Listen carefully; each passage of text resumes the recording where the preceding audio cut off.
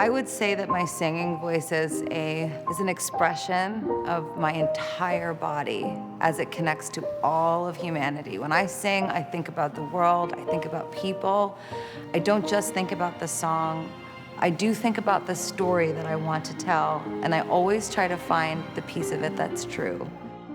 When you become famous, your voice can sometimes look like an image that's projected to society when actually my voice is what I say. My voice is what I mean.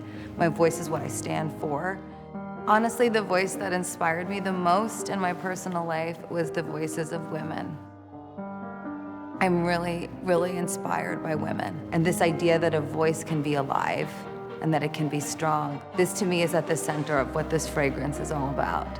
And you know, some people say it's perfume, but if you put a good intention behind something, it can be much more than a material thing. It can be a message to the world. And I know that that's what Valentino really wants.